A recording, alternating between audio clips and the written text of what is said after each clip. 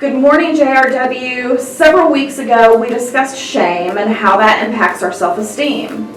Well, there are a variety of ways we end up in a place of shame, and one of those is what we'll be learning about today: embarrassment. When we stay focused on that moment of embarrassment, this leads to a sense of shame. Do any of you have any most embarrassing moment stories? Oh my gosh, I definitely have quite a few. Now, Mr. Floyd, don't say a word about the incident on the cruise. Those embarrassing moments can be funny, and sometimes they can be hard to get past. Let's watch this video to learn how to work past that feeling of embarrassment, and afterwards, I want you to discuss how you react when you're embarrassed. And if you have time and you want to, share a funny embarrassing moment story. Enjoy the video. It's lunchtime, and the cafeteria is jam-packed. You balance your books and your corn dog as you make your way through the crowd when someone bumps into you. Whew. Okay, you manage to hold on to everything but one of the books. And as you bend down to pick up your dog-eared copy of Hunger Games, oh, your pants tear right in the back in front of everybody. Welcome to Wellcast. We've gotten a lot of suggestions for this one from viewers like Cream Soda Pop 8990 and Cool Birch. Today, we're exploring embarrassment. We'll explain exactly what your brain is doing the moment after you trip in front of everyone and give you our 3-step method for brushing it off and moving on.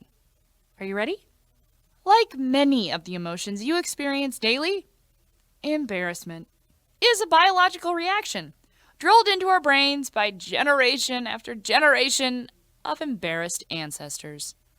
Embarrassment occurs in a boomerang-shaped region right behind the eyes called, get ready for this, pregenual anterior cingulate cortex. Okay, that's a mouthful, but you can just remember it as PAC. You know, like, pack my belongings, I am moving to Canada and never returning. I am so embarrassed. Researchers at UC Berkeley discovered that the PAC lights up whenever someone's embarrassed.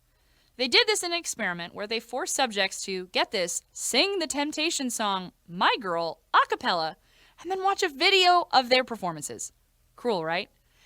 Activity in PAC shot up and corresponded with sweaty hands, racing heartbeats, and general expressions of, oh my God, this is horrible. That's where we come in.